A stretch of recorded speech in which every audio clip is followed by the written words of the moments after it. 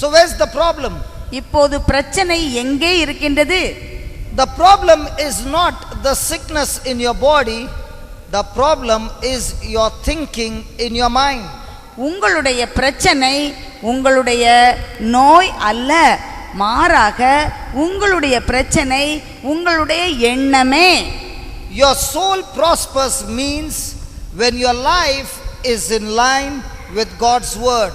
உங்களுடைய ஆன்மா நலத்தோடு இருக்கின்றது என்றால் உங்களுடைய வாழ்க்கை ஆண்டவருடைய வார்த்தைக்கு ஒத்திருக்கும். If you do not change your thinking according to God's word, then even though you come and sit here, your life will not prosper. நீங்கள் உங்களுடைய எண்ணத்தை இறை வார்த்தைக்கு ஏற்ப நீங்கள் எண்ணாவிட்டால், நீங்கள் இங்கு வந்து இருந்தாலும் உங்களுடைய வாழ்க்கை நலம் பெறும் என்று சொல்ல முடியாது. So for you to prosper in life, you must renew your mind according to God's word, and you will have good health, says the word of God. நீங்கள் நலமாக இருக்க வேண்டும் என்றால் உங்களுடைய எண்ணம் ஆண்டவருடைய இறை வார்த்தைக்கு ஒத்திருக்க வேண்டும். அவ்வாறு இருந்தால் உங்களுடைய வாழ்க்கை நலமாக இருக்கும், உடல் நலத்தோடு நீங்கள் இருப்பீர்கள். I met some people here, நான் இங்கு இருக்கின்றவர்களில் சிலரை சந்தித்தேன். and they said, we have been listening to the CD every day. அப்போது அவர்கள் சொன்னார்கள், உங்களுடைய சிடி அந்த இவங்களுடைய இறைவார்த்தை அடங்கிய அந்த நாடாவை நாங்கள் கேட்டுக்கொண்டிருக்கின்றோம், ஒலி நாடாவை கேட்டுக்கொண்டிருக்கின்றோம் என்று சொன்னார்கள். Some of them said, the book that you gave, we began to learn the scriptures by heart. இன்னும் சிலர் சொன்னார்கள், நீங்கள் எங்களுக்கு கொடுத்த அந்த சின்ன புத்தகத்திலிருந்து நாங்கள் ஜெபத்தை எல்லாம் மனப்பாடம் செய்ய ஆரம்பித்து விட்டோம் என்று சொன்னார்கள். The moment they said that, my next question was, how is your life now? அவர்கள் இவ்வாறு சொன்னதும் நான் அடுத்த கேள்வி உடனே கேட்டேன், இப்போது உங்கள் வாழ்க்கை எப்படி இருக்கின்றது என்று கேட்டேன். They quickly said, our life has become like heaven on earth.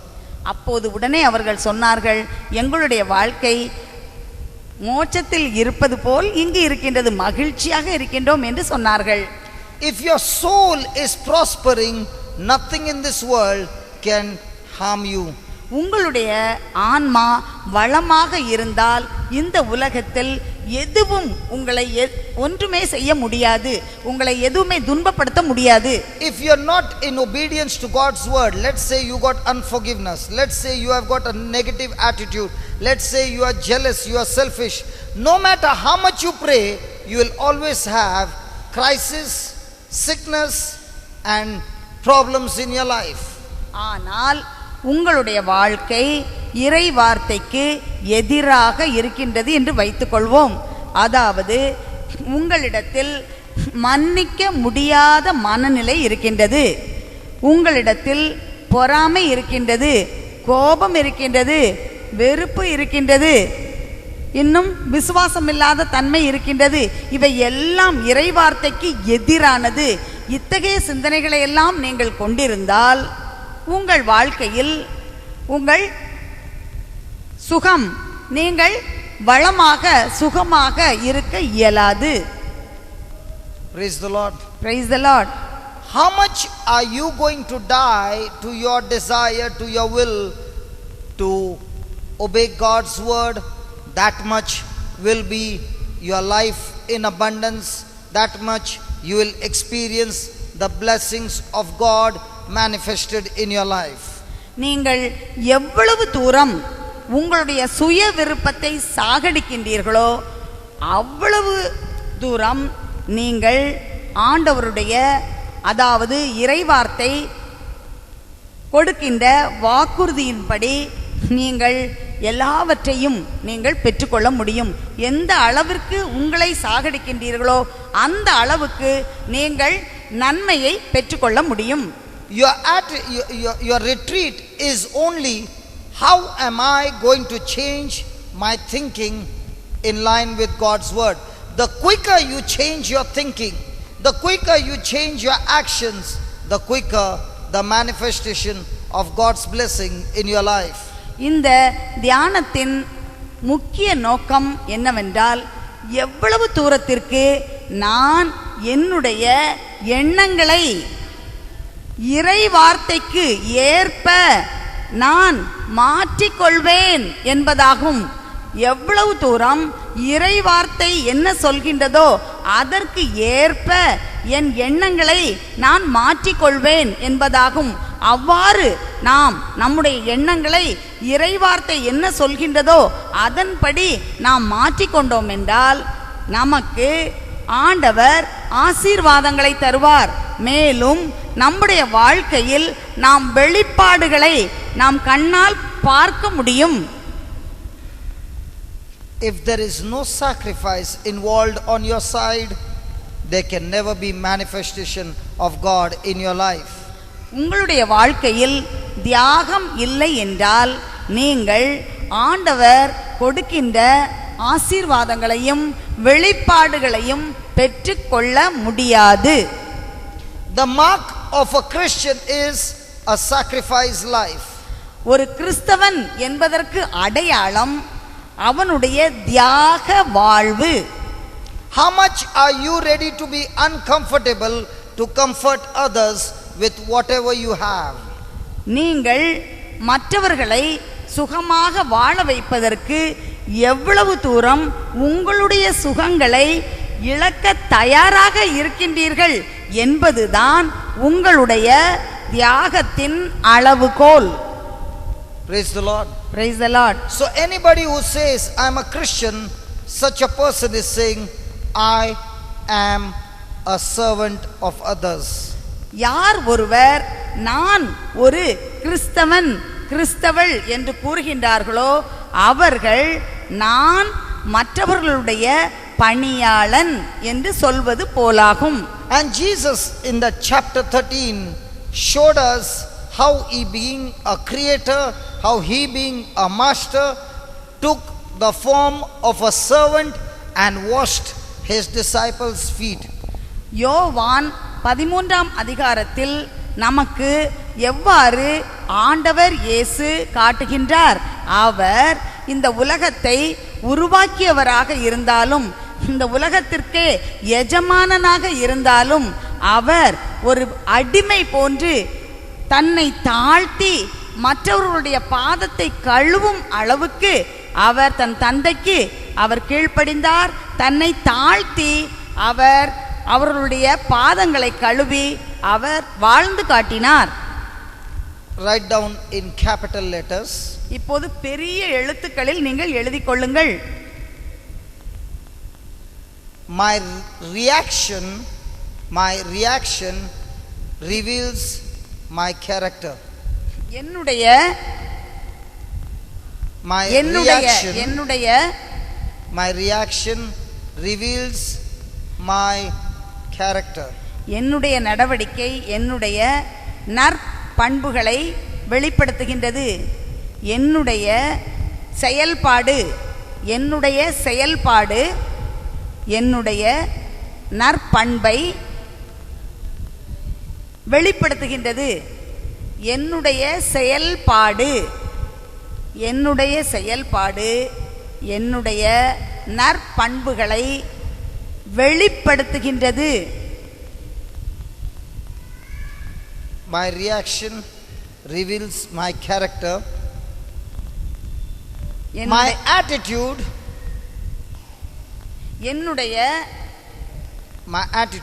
என்னுடைய அணுகுமுறை reveals my excess. My attitude reveals my excess. ACCESS. என்னுடைய அணுகுமுறை மற்றவர்களை நம்ம எப்படி நடத்துகிறோன்னு மற்றவங்களை அணுகிறோம்ல அது என்னுடைய அணுகுமுறை. நான் மற்றவர்களுக்கு என்னை அளிக்கும் அளவுகோல் கொடுக்கும் அளவுகோல் அல்லது பயன்படுத்தும் அளவுகோல். Praise the Lord. என்னை மற்றவர்கள் எவ்வளவு தூரம் பயன்படுத்துவார்கள் என்பதை என்னுடைய அணுகுமுறை காட்டுகின்றது. Hallelujah. Hallelujah. Now, in the midst of your trial, now what did Jesus do? When he was facing a trial, his response or his reaction revealed his character. ஒரு சோதனை நம்முடைய வாழ்க்கையில் வருவதைப் போல ஆண்டவர் இயேசு சோதனையை சந்தித்த போது அவர் எவ்வாறு நடந்து கொண்டார் என்பது அவருடைய பண்பை காட்டுகின்றது. So many times God planned to bless you. ஆண்டவர் எத்தனையோ தடவை உங்களை ஆசீர்வதிக்க வேண்டும் என்று திட்டமிடுகின்றார். But your reaction destroyed your blessing. ஆனால் உங்களுடைய செயல்முறை அந்த ஆசீர்வாதங்களை தடுத்து விடுகின்றது. You will always find your blessing will come through somebody. God will use somebody to bring some blessing on your life. உங்களுடைய வாழ்க்கையில் ஆசீர்வாதங்களை யாராவது ஒருவர் கொண்டு வருகின்றார். வேதத்தில் பைபிளில் அவ்வாறு தான் சொல்லப்பட்டிருக்கின்றது. So your life is going to be full of relationship. எனவே உங்கள் வாழ்க்கை முழுவதுமே உறவுகளால் பின்னப்பட்டிருக்கின்றது.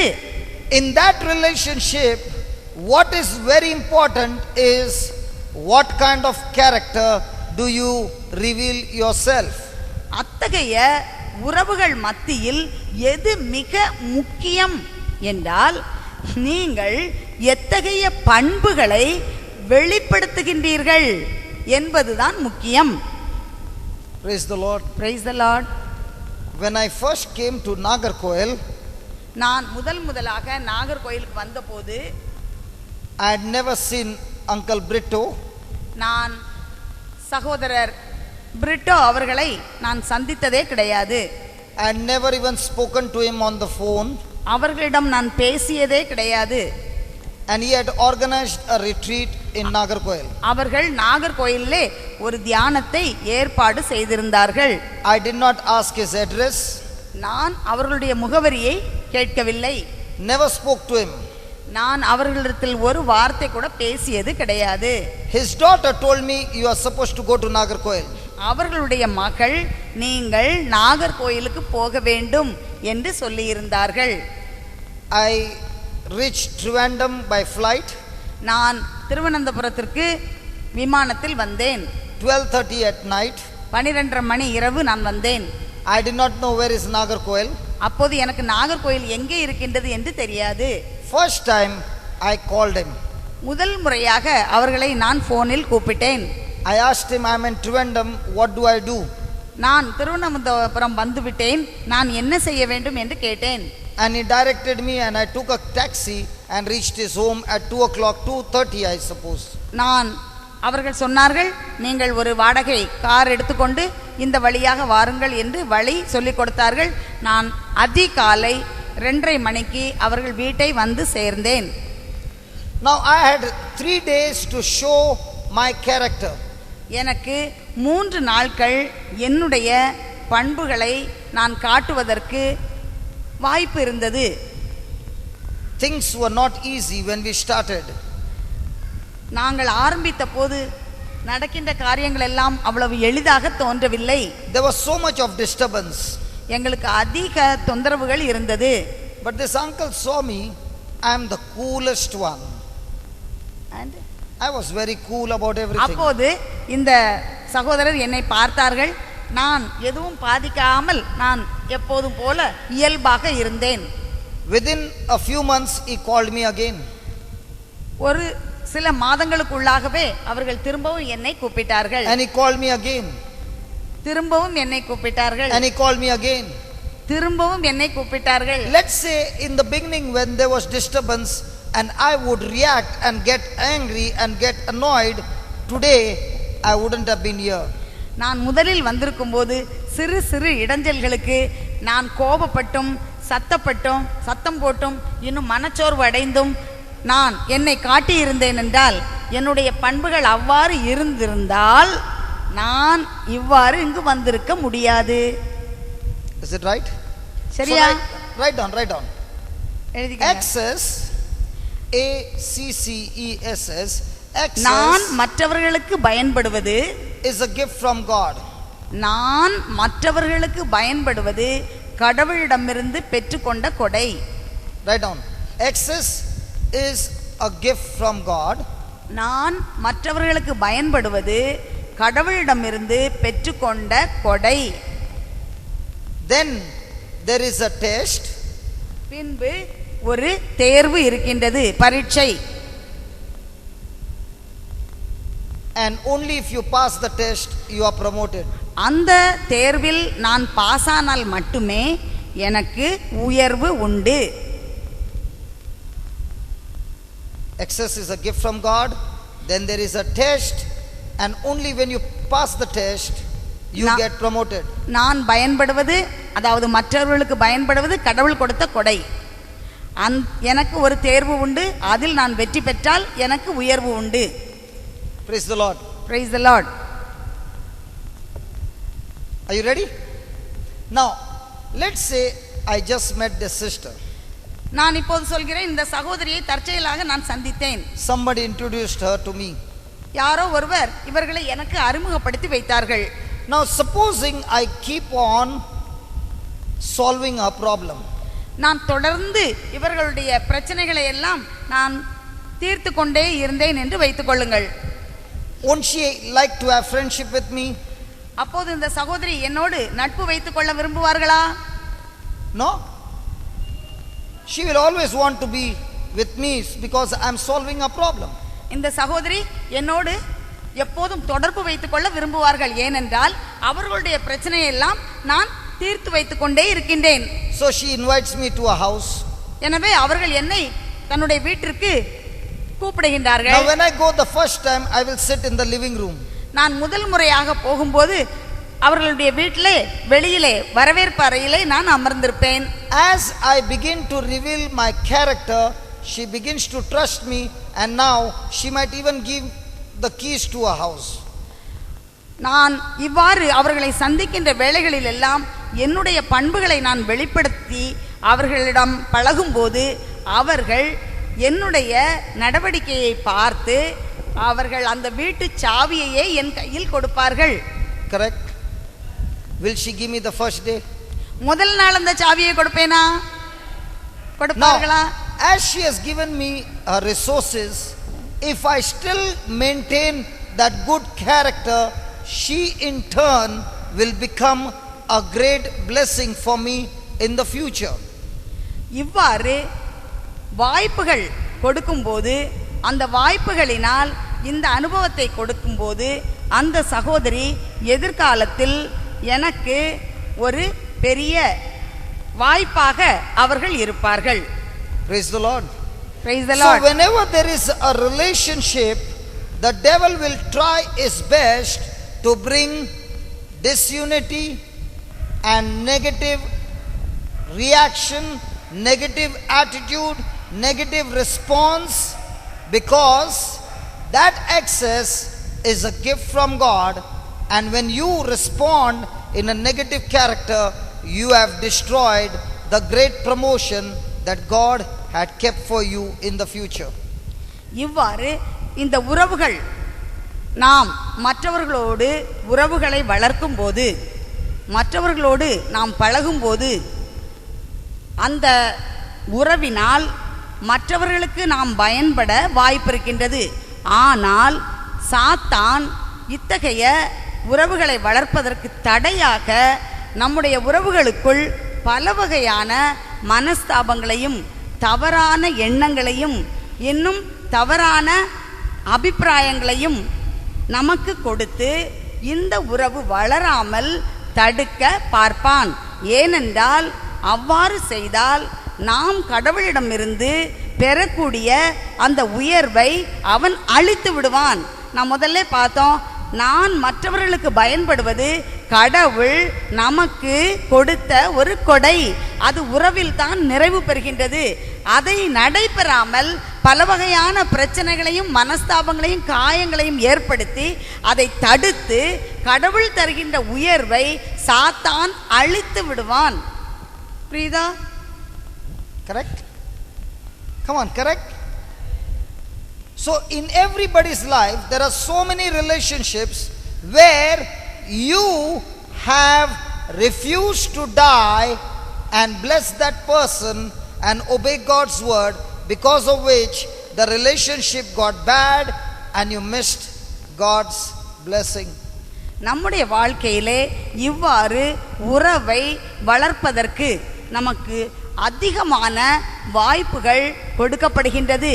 ஆனால் அந்த உறவுகள் வளராதபடி நாம் நம்முடைய நடவடிக்கையினால் அந்த உறவுகளை துண்டிக்கும் போது, அந்த உறவுகள் சரியாக வளராமல் நாம் தடையாக இருக்கும்போது, நாம் கடவுளிடமிருந்து அவர் நமக்கு கொடுக்கின்ற அந்த உயர்வு என்ற ஆசீர்வாதத்தை நாம் பெற்றுக்கொள்ள தவறி விடுகின்றோம். So your blessing or curse is depending on your relationship with one another. நம்முடைய வாழ்க்கையில் நாம் பெற்றுக்கொள்ளும் ஆசீர்வாதமும் நாம் பெற்றுக்கொள்ளக்கூடிய சாபமும் எதை பொறுத்து இருக்கின்றது என்றால், நாம் மற்றவர்களோடு வைத்திருக்கின்ற உறவை பொறுத்து இருக்கின்றது. The Bible teaches us that promotion in life, blessings in life, manifestation of the Holy Spirit in your life is all depending on your character.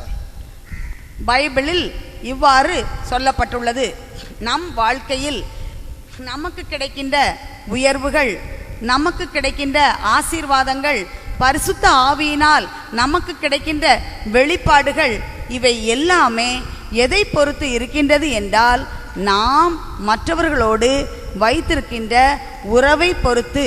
எவ்வளவு தூரம் நம்முடைய உறவு மற்றவர்களோடு உயர்வாக இருக்கின்றது என்பதை பொறுத்து இருக்கின்றது. I see so many children who have come now. இப்போது நிறைய குழந்தைகள் வந்திருக்கின்றார்கள். Now let's say these children don't study well. இப்போது நாம் சொல்வோம் இந்த குழந்தைகள் எல்லாம் நன்றாக படிக்கவில்லை என்று. They take the book in their hand, but they are reading a story book in the book. அப்போது அவர்கள் புத்தகத்தை கையில் வைத்திருக்கின்றார்கள், ஆனால் அவர்கள் படிக்கவில்லை, மாறாக ஒரு கதை புத்தகத்தை படித்துக் கொண்டிருக்கின்றார்கள் என்று வைத்துக் கொள்வோம். And they are very happy that the mummy and daddy did not catch them. அவர்களுக்கு ரொம்ப சந்தோஷமாக இருக்கின்றது. ஏனென்றால் அவங்க இப்படி கதை புத்தகத்தை வாசிக்கும் போது அவங்க அம்மா அப்பா அவங்கள கண்டுபிடிக்கல அப்படின்னு சொல்லி சந்தோஷமா இருக்கு. Will the child get good marks in exam? அந்த பிள்ளை நல்ல இவ்வாறு படிக்கின்ற கதை புத்தகத்தை, பாட புத்தகத்தை படிப்பதற்கு பதில் கதை புத்தகத்தை வாசிக்கின்ற பிள்ளை நல்ல மதிப்பெண்கள் வாங்க முடியுமா? So will the child when grows up get a good job? இந்த குழந்தை வளர்ந்து பெரியவனாகும் போது நல்ல ஒரு வேலை கிடைக்குமா? Even if the mother is praying over here day and night and the child is having a negative attitude and a negative character, no matter how much the child is struggling, the child will never have success in life. இவ்வாறு ஒரு குழந்தை வளருமானால் அவர்களுடைய பெற்றோர் எவ்வளவுதான் இங்கு வந்து ஜெபித்தாலும் அந்த குழந்தைக்கு ஒரு எதிர்மறையான பண்பு இருக்கின்றது. எனவே அவர்கள் எதிர்காலத்தில் நல்ல ஒரு வேலையோ அல்லது நல்ல ஒரு வளமையான எதிர்காலத்தையோ பெற்றுக்கொள்வார்கள் என்பது நிச்சயம் அல்ல. A life is a life of relationship with one another. நம்முடைய வாழ்க்கை மற்றவர்களோடு நாம் வைத்திருக்கின்ற ஒரு உறவு வாழ்க்கையாகும். Jesus showed his relationship with his father and his relationship with one another in love. ஆண்டவர் இயேசு அவருடைய உறவை, தந்தைக்கும் தனக்கும் உள்ள உறவு, அவருக்கும் மற்றவர்களுக்கும் உள்ள உறவை அன்பின் மூலமாக அவர் வெளிப்படுத்தி இருக்கின்றார். Praise the Lord. Praise the Lord. Hallelujah. Hallelujah. Anybody who is operating in love must have a heart of a servant. யாரெல்லாம் அன்பு வாழ்க்கை வாழ்கின்றார்களோ, அன்பை தங்கள் வாழ்க்கையில் செயல்முறையாக கொண்டிருக்கின்றார்களோ, அவர்கள் ஒரு பணியாளனுடைய இதயத்தை பெற்றிருக்க வேண்டும். Now Jesus is going to give us a formula over here how his father raised him up. ஆண்டவர் இயேசு இப்போது ஒரு செயல்முறையை நமக்கு கற்றுக் கொடுக்கின்றார். அவருடைய தந்தை எவ்வாறு அவரை உயர்த்தினார் என்று. And you and I have to develop that same kind of formula. நீங்களும் நானும் அத்தகைய ஒரு செயல்முறையை நம்முடைய வாழ்க்கையில் பின்பற்ற வேண்டும். Look at 13 verse 1. Having loved his own who were in the world, he loved them to the end. Chapter 13, Gospel of John 13 verse 1. Having loved his own who were in the world, he loved them to the end. உலகில் வாழ்ந்த தமக்கு உரியோர் மேல் அன்பு கொண்டிருந்த அவர் அவர்கள் மேல் இறுதி வரையும் அன்பு செலுத்தினார். His disciples were in the world. அவருடைய சீடர்கள் உலகில் இருந்தார்கள். They had the thinking of the world. அவர்கள் இந்த உலகத்தின் பாணியில் சிந்தனை கொண்டிருந்தார்கள். They had been trained to live according to the world. அவர்கள் இந்த உலகத்தின் பாணியில் வாழ்வதற்கு பயிற்சி கொடுக்கப்பட்டிருந்தார்கள். But the word of God says Jesus loved his own. ஆனால் விவிலியம் சொல்கின்றது ஆண்டவர் இயேசு அவர்களை அன்பு செய்தார் என்று. And Jesus loved them to the end. ஆண்டவர் இயேசு இறுதி வரை அவர்கள் மேல் அன்பு கொண்டிருந்தார் என்று சொல்லப்படுகின்றது. Now that word love in the Greek Bible is agape. இந்த வார்த்தை அன்பு என்பது கிரேக்க மொழியில் இருக்கின்ற விவிலியத்தில் அதற்கு அகாபே என்று ஒரு பெயர் உண்டு. The word love in Greek has got 4 words. அன்பு என்ற இந்த வார்த்தைக்கு கிரேக்க மொழியில் 4 விதமான பொருள் உண்டு. The first word is starge, S-T-A-R-G-E. Did we learn that? No. முதல் வார்த்தை ஸ்டார்ஜ் என்பதாகும். It means the love between the parents and children. அந்த அன்பு பெற்றோருக்கும் பிள்ளைகளுக்கும் இடையே உள்ள அன்பை குறிக்கின்றது. The second word for love in Greek is eros, E-R-O-S. இரண்டாவது கிரேக்க மொழியில் அன்புக்கு இருக்கக்கூடிய வார்த்தையின் பெயர் ஈராஸ் என்பதாகும். It is a love between the spouses. It is a physical, intimate, sexual love, and that is called as eros. இத்தகைய இந்த இராஸ் என்று சொல்லக்கூடிய அன்பு எதுவென்றால் ஒரு கணவன் மனைவிக்கு இருக்கக்கூடிய பாலுறவின் ஒரு நெருக்கமான ஒரு அன்பு என்று கூறப்படுகின்றது. The third word for love is starge, S-T-A-R-G-E. அடுத்த கிரேக்க மொழியில் இருக்கக்கூடிய அன்புக்கு இருக்கக்கூடிய வார்த்தை ஸ்டார்ஜ் என்பதாகும். The third one is philo, P-H-I-L-E-O. I finish with starge. மூன்றாவது வார்த்தை கிரேக்க மொழியில் philo என்பதாகும். It is a love between the friends. அது நண்பர்களுக்கு இடையே உள்ள அன்பை குறிக்கும். And the fourth love word is agape. It is God's love or God kind of love. நான்காவது வார்த்தை அகாபே என்பதாகும். அது கடவுள் காட்டுகின்ற கடவுளுக்குரிய அன்பாகும். Now listen to this. இப்போது எல்லோரும் இதை கவனியுங்கள். The first 3 love, முதல் 3 வகையான அன்பு, it is emotional, it is based on performance, it is totally on feelings. அந்த அன்பு உணர்ச்சி வயப்படக்கூடிய உணர்வுகளின் அடிப்படையில் உள்ள ஒரு வெளிப்படையான அன்பாகும். Praise the Lord. Praise the the Lord. fourth love, agape, has got nothing to do with emotions or feelings. It is totally based on obedience to God's word. இந்த Agape என்று சொல்லக்கூடிய இந்த அன்பு உணர்வுகளோ உணர்ச்சிகளின் அடிப்படையிலோ இல்லாமல் இறை வார்த்தையின் கீழ்ப்படுதலின் அடிப்படையில் உள்ளது. You know why relationships are not strong in our life? உங்களுக்கு தெரியுமா ஏன் உறவுகள் எல்லாம் மிகவும் உறுதியாக நம்முடைய வாழ்க்கையில் இல்லை என்று? Because we are always operating on the first three and not the fourth one. நாம் எப்போதும் முதலில் சொல்லப்பட்ட அந்த 3 வகையான அன்பில் தான் நாம் செயல்பட்டு கொண்டிருக்கின்றோம். If you do good to me, I love you. நீ எனக்கு நன்மை செய்தால் நான் உன்னை அன்பு செய்வேன். You make me happy, I love you. நீ என்னை மகிழ்ச்சிப்படுத்தினால் நான் உன்னை அன்பு செய்வேன். You do what I like, I love you. நான் விரும்புவதை நீ செய்தால் நான் உன்னை அன்பு செய்வேன். So our love for others is always based on their performance. எப்போதும் அன்பு, மற்றவர்களிடத்தில் அன்பு என்பது மற்றவர்களுடைய செயல்பாட்டின் அடிப்படையில் தான் இருக்கின்றது. And such relationships can never be strong. It is always wavering, it is always having hurts, it is always having negative attitudes. அத்தகைய அன்பு ஒரு உறுதியான அன்பு என்று சொல்ல முடியாது. ஏனென்றால் அத்தகைய அன்பில் எதிர்மறையான அணுகுமுறைகள், எதிர்மறையான சிந்தனைகள், எதிர்மறையான செயல்பாடுகள் காணப்படுகின்றது. We are living in this world and this world has trained us to live according to the first three love. நாம் இந்த உலகத்தில் வாழ்கின்றோம். இந்த உலகம் நாம் இப்போது கேட்ட மற்ற 3 வகையான அன்பின் அடிப்படையில் வாழ்வதற்கு நம்மை பயிற்றுவித்திருக்கின்றது.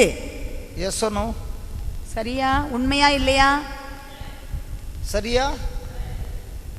And that's why our relationship is not a strong bond. அதனால்தான் நம்முடைய உறவுகள் எல்லாம் உறுதியான உறவுகளாக இல்லை. But look at Jesus. ஆனால் ஆண்டவர் இயேசுவை பாருங்கள். Even though he knows that Judas is going to betray him, he still loves him. ஆண்டவருக்கு யூதாஸ் தன்னை காட்டிக் கொடுக்க போகிறான் என்று தெரிந்திருந்தும் அவர் யூதாஸை அன்பு செய்தார். Even though he knows that Peter is going to deny him, he still loves him. பேதுரு அவரை காட்டிக் கொடுக்க போகிறார் என்று அவருக்கு தெரிந்திருந்தும் அவர் அவரை அன்பு செய்தார். Peter, who denied him, he made him the leader. பேதுரு அவரை மறுதலித்திருந்தும் அவர் பேதுருவை திருச்சபையின் தலைவராக உயர்த்தினார். How many of us would have done that? நம்மில் எத்தனை பேர் நம்மை மறுதலிப்பவர்களை இவ்வாறு செய்வோம்? So what is your Christian life? நம்முடைய கிறிஸ்தவ வாழ்க்கை எப்படி இருக்கின்றது? Your Christian life is nothing but to develop this agape love in you. நம்முடைய கிறிஸ்தவ வாழ்க்கை என்பது ஒன்றுமில்லை, ஒரே ஒரு காரியம். கடவுள் எவ்வாறு அகாபே லவ், அதாவது நிபந்தனையற்ற ஒரு அன்பை எவ்வாறு கொடுக்கின்றாரோ அந்த அன்பை வாழும்படியாக நம்மை அழைக்கின்றது. And only those people who cultivate and develop this agape love in them, they will always experience God's manifesting power in their life in good times and in bad times. இத்தகைய அகாபே லவ் என்று சொல்லக்கூடிய கடவுளின் அன்பை யாரெல்லாம் தங்களுடைய வாழ்க்கையில் வளர்த்து கொண்டு அதை செயல்படுத்துகின்றார்களோ அவர்கள் கடவுளுடைய வல்லமையான செயல்களை தங்கள் வாழ்க்கையிலே துன்ப நேரத்திலும் தங்கள் வாழ்க்கையிலே மகிழ்ச்சியான நேரத்திலும் அவர்கள் பெற்றுக்கொள்வார்கள். Agape love is an unconditional love where emotions are not at all involved. Agape love என்று சொல்லக்கூடிய அந்த கடவுளின் அன்பு நிபந்தனையற்ற ஒரு அன்பு. அங்கு உணர்வுகளுக்கும் உணர்ச்சிகளுக்கும் இடமில்லை. Let me give you an example. உங்களுக்கு ஒரு உதாரணம் சொல்ல விரும்புகின்றேன். One day Mother Teresa saw that there was no food in the house. ஒரு நாள் அன்னை தெரசா அவர்கள் நடத்தி வந்த அந்த காப்பகத்திலே உணவு இல்லை குழந்தைகளுக்கு. So she went on the streets of Calcutta asking for alms. அப்போது அவர்கள் கல்கத்தா தெருவிலே நடந்து கொண்டு யாராவது உதவி செய்ய மாட்டார்களா என்று ஒவ்வொருவரிடமாக உதவி கேட்டுக்கொண்டிருந்தார்கள். So she went to a shop and asked for alms for her children. அப்போது ஒரு கடை தெருவிலே சென்று ஒரு கடைக்காரரிடம் உதவி கேட்டு கரத்தை நீட்டினார்கள். The shopkeeper hated the Christians. அந்த கடை நடத்தி வந்தவர் கிறிஸ்தவர்கள் என்றாலே அவருக்கு ஒரு வெறுப்பு. He spat on a hand. கரங்களை அவர்கள் நீட்டிய போது அந்த கரத்திலே அவர் காரி துப்பினார். What was Mother Teresa's response? அன்னை தெரசாவுடைய அந்த மறு நடவடிக்கை என்னவாக இருந்தது? She quickly displayed forgiveness and love. அவர்கள் உடனடியாக அங்கு மன்னிப்பையும் அன்பையும் அவர்கள் காட்டினார்கள். She quickly told the shopkeeper with a soft tone, "Thank you very much. What you have given is for me." Now she put a hand out and said, "Can you still give me something for my children?" அப்போது அவர்கள் சொன்னார்கள், அந்த கரத்தை நீட்டி, இப்போது நீங்கள் கொடுத்திருப்பது எனக்கு, அதற்காக நான் நன்றி செலுத்துகின்றேன். இப்போது நீங்கள் என்னுடைய குழந்தைகளுக்கு ஏதாவது உதவி செய்வீர்களா என்று அடுத்த கரத்தை நீட்டினார்கள். Now was she performing on an emotion or was she performing on the word of God? அன்னை தெரசா அவர்கள் அவர்களுடைய உணர்ச்சிகளின் அடிப்படையில் இவ்வாறு நடந்தார்களா அல்லது இறை வார்த்தை சொல்லுகின்றபடி அவர்கள் நடந்தார்களா? Now the shopkeeper did not say a word. அந்த கடைக்காரர் எதுவுமே பேசவில்லை. She came out of the shop and began to ask in other places for alms. அவர்கள் அந்த இடத்திலிருந்து கடையை விட்டு வெளியே வந்து மற்ற இடங்களுக்கு சென்று மீண்டும் தங்களுடைய பிள்ளைகளுக்காக உதவி கேட்க ஆரம்பித்தார்கள். She reached back to a convent. பின்பு அவர்கள் தன்னுடைய அந்த அவர்களுடைய கான்வென்ட்ருக்கு மடத்திற்கு சென்றார்கள். And she saw that same shopkeeper supplied breakfast for all the children, not only for that day but every day the ration began to come from that shop for her children.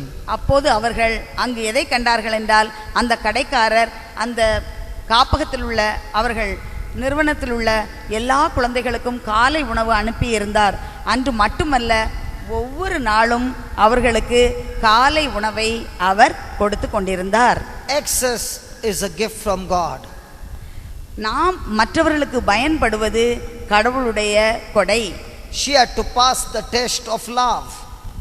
அவர்கள் அன்பு என்ற அந்த தேர்வை அவர்கள் பாஸாக வேண்டியிருந்தது. Only when she passed the test of love, it opened the door of blessing. அவர்கள் அன்பு என்ற அந்த தேர்வில் அவர்கள் தேர்ச்சி பெற்றதனால் அவர்கள் கடவுளுடைய அன்பையும் கொடையையும் பெற்றுக்கொண்டார்கள். Anybody who says I love must have a heart of a servant.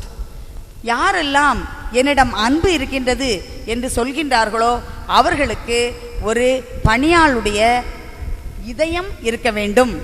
In this retreat, what you have to make a decision is, no matter what people do to me, I am going to respond with love.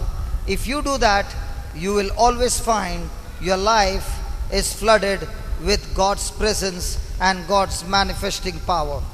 இந்த தியானத்தின் விளைவு உங்களுக்கு எதுவாக இருக்க வேண்டும் என்றால், மற்றவர்கள் எனக்கு என்ன செய்தாலும் சரி, நான் அவர்களிடம் அன்பாகவே இருப்பேன், என்னுடைய அணுகுமுறை அன்பாகவே இருக்கும் என்ற ஒரு முடிவை நீங்கள் எடுத்துக்கொள்ளுங்கள். அப்படி எடுத்துக்கொண்டீர்கள் என்றால் ஆண்டவருடைய ஆசீர்வாதம் உங்களுக்கு அதிகமாக பெருகும். Praise the Lord. Praise the Lord. Now, when Jesus said that he is going to the Father, he knew it. Did he tell this news through the disciples before his death? ஆண்டவர் இயேசுவுக்கு தான் தன் தந்தையிடம் செல்ல போவது தெரிந்திருந்தது. அவர் தன்னுடைய சாவுக்கு முன்னால் அதை அவருடைய சீடர்களுக்கு சொல்லியிருந்தாரா? தான் செல்ல போவதை சொல்லியிருந்தாரா? Did he tell them before his death? அவர் இறப்பதற்கு முன் அதை சொல்லியிருந்தாரா? Again and again Jesus said that he would be handed over to the Jews, to the Pharisees, and he would be crucified, but he said on the third day he would rise up from the dead. அவர் அவருடைய சீடர்களுக்கு தான் பரிசேயர்களிடமும் கொலைகாரரிடமும் கையளிக்கப்பட போவதை அவர்களுக்கு கூறினார், தான் சிலுவையிலே அறையப்படப் போவதையும் சிலுவையில் மரணமடையப் போவதையும் மீண்டும் 3ஆம் நாள் உயிர்த்தெழப் போவதையும் அவருடைய சீடர்களுக்கு அவர் சொல்லியிருந்தார். Jesus said to them that his death was only for 3 days. ஆண்டவர் இயேசு அவர்களிடம் தன்னுடைய சாவு 3 நாட்களுக்கு மட்டும்தான் என்று சொல்லியிருந்தார். After 3 days he would rise again. 3 நாட்களுக்கு பிறகு அவர் உயிரோடு எழுப்பப்படுவார் என்று சொல்லியிருந்தார். Question: did the disciples believe him? இப்போது ஒரு கேள்வி. ஆண்டவர் இயேசு இப்படி சொல்லி இருந்தும் அவருடைய சீடர்கள் இதை நம்பினார்களா? If they had to believe him, would they go into that agony for 3 days? அவர்கள் ஆண்டவர் இயேசு சொல்லியதை நம்பி இருந்தால் அத்தகைய ஒரு பெரும் வேதனைக்குள்ளாக அவர் இறந்ததும் அவர்கள் அந்த வேதனையை அடைந்திருப்பார்களா? Hello. If they knew that after 3 days Jesus would rise up from the dead, would they have to go with so much of sorrow for those 3 days? 3 நாளைக்குள் அவர் உயிர்த்தெழுவார் என்று தெரிந்திருந்த பிறகும் அவர்கள் அந்த 3 நாளும் மிக அதிகமான துக்கத்தையும் வேதனையையும் அவர்கள் அனுபவித்திருக்க வேண்டியது அவசியம்தானா? அனுபவித்திருப்பார்களா? The same thing happens in our life. அதே போல்தான் நம்முடைய வாழ்க்கையிலும் நடக்கின்றது. God has given us his word. ஆண்டவர் அவருடைய வாக்குறுதிகளை நமக்கு கொடுத்திருக்கிறார். For every situation in our life he has given us his word. நம்முடைய வாழ்க்கையில் நாம் சந்திக்கின்ற எல்லா சூழ்நிலைகளுக்கும் ஏற்ற இறை வாக்குகளை நமக்கு கொடுத்திருக்கிறார். He has given us his promise what he would do for us. அவர் வாக்குறுதிகளை நமக்கு என்ன செய்வார் என்ற வாக்குறுதிகளை நமக்கு கொடுத்திருக்கிறார். But if you believe, will you have sorrow? நீங்கள் அந்த வாக்குறுதிகளை நம்பினால் உங்களுக்கு இந்த கவலை தேவையா? கவலைப்படுவீர்களா? Then why do you have sorrow? பின் ஏன் உங்களுக்கு இவ்வளவு துயரமும் துக்கமும் கவலையும்? Because you failed to believe his word. ஏனென்றால் நீங்கள் ஆண்டவருடைய வாக்குறுதிகளை விசுவசிக்க தவறிவிட்டீர்கள். Write down 4 things. 4 காரியங்களை எழுதிக் கொள்ளுங்கள். Write down 4 things. 4 காரியங்களை நீங்கள் எழுதிக் கொள்ளுங்கள். Your life is determined by what you choose to believe. உங்களுடைய Your வாழ்க்கை life is determined by what you choose to believe. உங்களுடைய வாழ்க்கை நீங்கள் எதை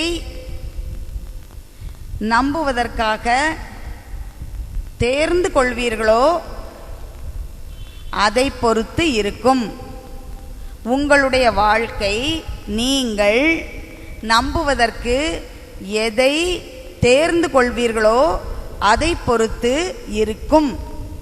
Praise the Lord. Praise the Lord. Second, இரண்டாவது, your life is determined by what you choose to remember. உங்களுடைய வாழ்க்கை நீங்கள் எதை நினைவில் வைக்க தேர்ந்து கொள்வீர்களோ உங்களுடைய வாழ்க்கை நீங்கள் எதை நினைவில் வைக்க தேர்ந்து கொள்வீர்களோ அதை பொறுத்து இருக்கும்.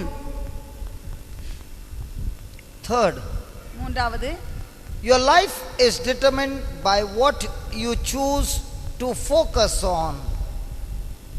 Your life உங்களுடைய is வாழ்க்கை determined by what you choose to focus on.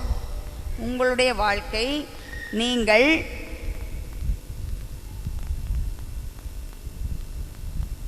நீங்கள் முக்கியத்துவம் கொடுப்பதற்கு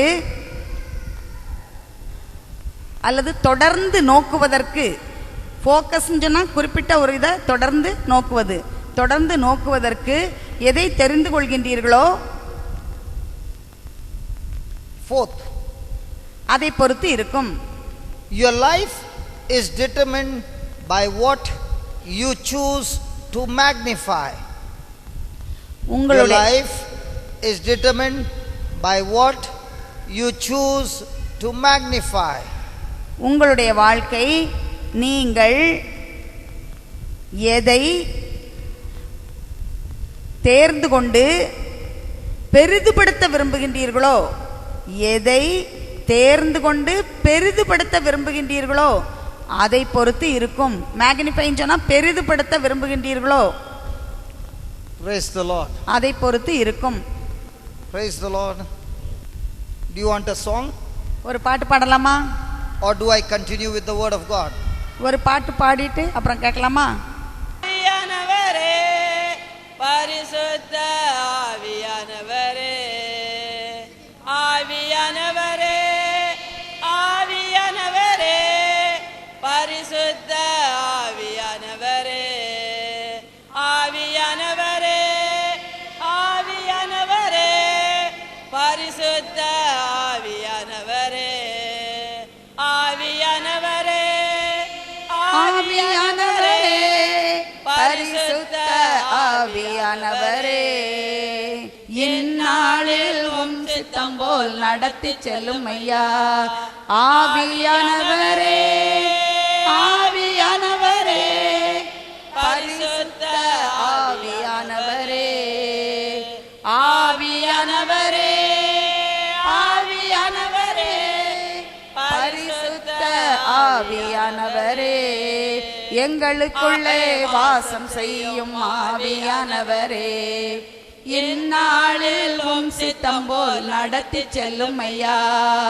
எங்களுக்குள்ளே வாசம் செய்யும் ஆவியானவரே, இந்நாளில் உம் சித்தம் போல் நடத்தி செல்லும் ஐயா. ஆவியானவரே, ஆவியானவரே, பரிசுத்த ஆவியானவரே, ஆவியானவரே, ஆவியானவரே, பரிசுத்த ஆவியானவரே, ஆவியானவரே, ஆவியானவரே, பரிசுத்த ஆவியானவரே, எங்களுக்குள்ளே வாசம் செய்யும் ஆவியானவரே, இந்நாளில் உம் சித்தம் போல் நடத்தி செல்லும் ஐயா. எங்களுக்குள்ளே வாசம் செய்யும் ஆவியானவரே, இந்நாளில் உம் சித்தம் போல் நடத்தி செல்லும் ஐயா. ஆவியானவரே, ஆவியானவரே, பரிசுத்த ஆவியானவரே, ஆவியானவரே, ஆவியானவரே, பரிசுத்த ஆவியானவரே, எப்படி நான் ஜெபிக்க வேண்டும், எதற்காக ஜெபிக்க வேண்டும், கற்றுத்தாரும் ஆவியானவரே. எப்படி நான் ஜெபிக்க வேண்டும், எதற்காக ஜெபிக்க வேண்டும், கற்றுத்தாரும் ஆவியானவரே. வேத வசனம் புரிந்து கொண்டு விளக்கங்களை அறிந்திட வெளிச்சம் தாரும் ஆவியானவரே. வேத வசனம் புரிந்து கொண்டு விளக்கங்களை அறிந்திட வெளிச்சம் தாரும் ஆவியானவரே. ஆவியானவரே, ஆவியானவரே, பரிசுத்த ஆவியானவரே, ஆவியானவரே, ஆவியானவரே, பரிசுத்த ஆவியானவரே, எங்களுக்குள்ளே வாசம் செய்யும் ஆவியானவரே, இந்நாளில் உம் சித்தம் போல் நடத்தி செல்லும் ஐயா.